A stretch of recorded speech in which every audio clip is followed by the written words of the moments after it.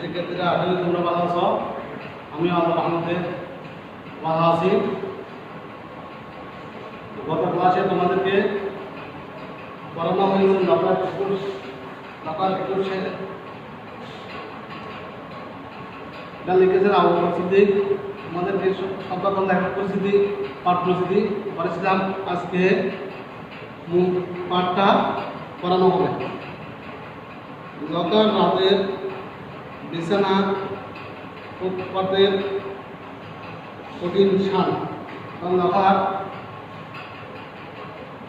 থাকে যে ফুটপাতের যে রাস্তার মধ্যে সে থাকে, এই শান দিনের বেলায় রোদের পড়ে গরম হয়।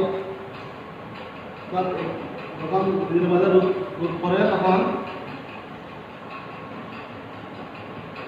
এটা গরম হয়ে যায়, আবার রাতের বেলায় সেটা ঠান্ডা হয়। ঠান্ডার সঙ্গে শুয়ে লকার বুকে কাজে বসে গায়ে জ্বর ওঠে। যেহেতু এটা ঠান্ডা থাকে আর সে সেখানে ঘুমায়, আর ঘুমানোর কারণে তার ঠান্ডা লেগে যায় এবং তার বুকে কফল হয়, জ্বরও লাগে। বাপকে লকা দেখেনি, বাবাকে লকা দেখেনি, ছেলে না, মা তার কানাকানি পরে দিনভর কেঁদে কেঁদে ভেঙে ফেরে।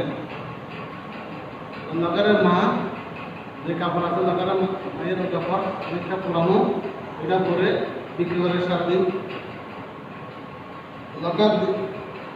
লকার দিন কাটে গুলি খেলে, সেরা খেলা ছড়িয়ে বন্ধুর সঙ্গে মারামারি করে, আর খাবারের দোকানে একটু কথা চলে। অর্থাৎ সে সারাদিন গুলি খেলে এবং সেরা কাগজ এগুলো কোটায় বন্ধুর সাথে মারামারি দুষ্টমি করে, এগুলো করে রাতের না কেটে দেয়। রাতে মায়ের পাশে লকা কিনের কষ্ট করে দেয়। এই লকা সায়রাদের মুখ কাপড়ে যা সে আজ ঘোরাতে মায়ের পাশ থেকে উঠে পড়ল।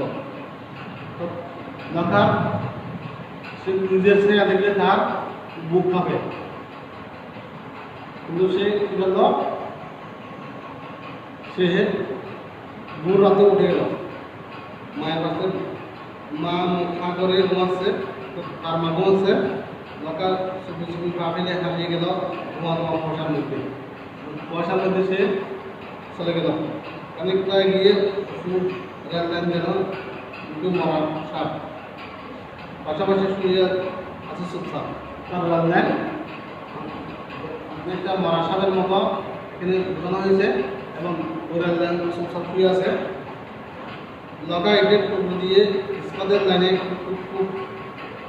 ফুগে তার উপর কান প্রাপ্ত শব্দ শোনা যাচ্ছে, যেন কানের সরু হয়ে যাচ্ছে কানের ভিতর দিয়ে। ওখানে যে আওয়াজ আসছে সেটা লকা শুনতেছে, ওটা মনে হচ্ছে অনেকটা গানের আওয়াজের মতো। বাড়ি মজা নষ্ট ছেড়ে গানের মজা ফুরিয়ে গেলে এক লাফে লাইন পেরিয়ে পরে পৌঁছে গেল।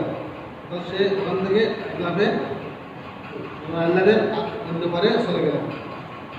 সেখানে মস্ত নিচু কাঠ আর ভিতর করিয়ে বলতে হাত পা ভাঙবে নির্গাত।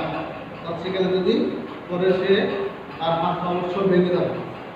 খুব সাবধানে কাঠ পেরিয়ে উপরে ডাঙ্গায় উঠে এলো সে।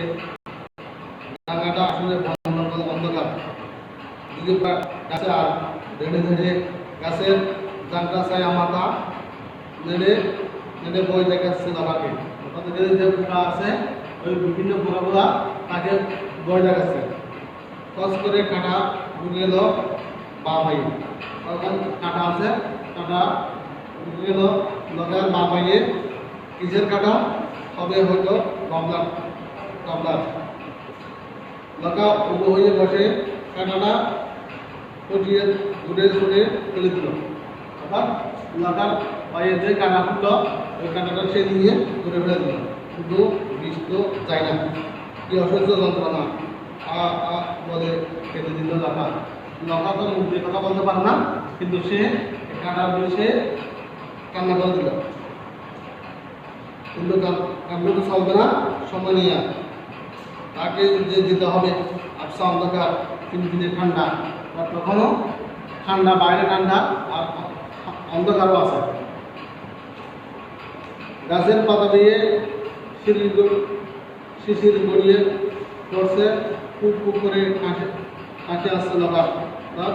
তখন লতার হালকা হালকা কাশি, কালি গাছ শিশির ভিজে শীত লাগছে, তখনও গাছের মধ্যে শিশির আছে, এই শিশির তার গায়ে লাগছে, আর লাগার কারণে তার ঠান্ডা। একটা ডাল লতার হাফ প্যান্টটা টেনে ধরেছে পিছন দিক দিয়ে, প্যান্ট আত্মসা অবস্থায় দৌড়াতে লাগলো সে। একটা ক্যাকশিয়াল বুঝে তাকিয়ে দেখছিল তাকে, দেখুক গিয়ে এখন ভয় ভয় করিতে দেরি হয়ে যাবে, কাজে এবার সুখ কান বুঝে দৌড় শুরু করতে হবে তাকে। তার ভয় হলেও তার মধ্যে ভয়টা সে গাছপালা সে দৌড়ে চলে গেল, আর শেষটায় সে অদ্ভুত গাছটা নিচে পৌঁছে গেল লতা। তো যে গাছ থেকে সে গাছের উঠবে, সে গাছে চলে গেল সে, যার ডালে ডালে রক্তের মতো টুকটুকে লাল হল। তো যে গাছ সে উঠবে, ওই গাছে টুকটুকে লাল ফুল আছে, ওই ফুল আনার জন্য সে গাছে উঠল। দিনের বেলায় মেয়েদের উপর দাঁড়িয়ে অবাক হয়ে টুকা টুকা ফুলের লাল জুটির পানি তাকিয়ে থাকে সে। এখন ওই উপরের এক টুকা ফুল আর কেটে আনা চাই, সে গাছের ফুল লতার পারে আনা অবশ্যই আনবে সে, তার এটাই চাই। তাদের মুখো পাকিয়ে মনটাকে শক্ত করে দিলে লতা, তারপর সব তরতরে গাছে উঠে গেল, একেবারে কাঠ বিড়ালে বাচ্চা না, কাঠ বিড়ালে যেভাবে গাছে ওঠে ওদের লতাও দ্রুত গাছে উঠে গেল। মমতাদের কাছাকাছি এসে কয়েকটা কিলোমিটার মতো বড় বড় পোকা পেয়ে গেল সে, একেবারে উপরের দিকে উঠল, উপরে উঠে সে কয়েক পোকা ফুল পেয়ে গেল শিশিরের ভেজা ফুলে।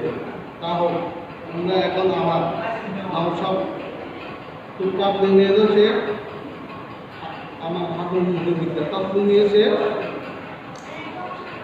এসে তার হাঁটুর মুখের মধ্যে ফুল নিয়ে সে নেমে আসলো। কষ্ট লাগছে, হ্যাঁ কিসের কষ্ট, এ তো একটু করে আমি তোমাদের এমন একটা উঁচু জায়গায় নিয়ে রেখে দেবো যেখানে অবধি তোমরা এক গাছের মঙ্গলে কোনোদিন উঠতে পারবে না। অর্থাৎ সে ফুল নিয়ে আসে, ফুলকে বলতেছে তোমাদেরকে আমি এমন একটা জায়গায় রাখবো যে জায়গা থেকে তোমরা উঠতে পারবে, এসো এসো লক্ষ্মী সুন্দরা সব নেমে এসো। অর্থাৎ সে ফুলকে বলছে লক্ষ্মী সুন্দরা আসো, নেমে আসো। ফুল নিয়ে যখন মাটিতে নেমে এলো লতা, তখন তার সামনে জলের কাছে